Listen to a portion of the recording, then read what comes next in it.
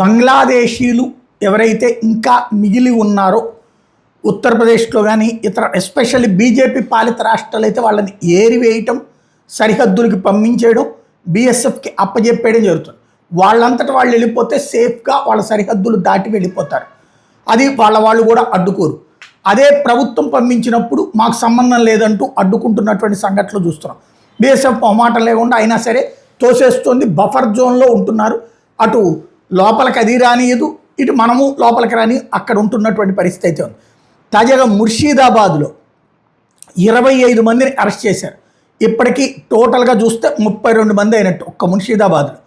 వాళ్ళందరినీ కూడా సరిహద్దులకు పంపిస్తున్నారు.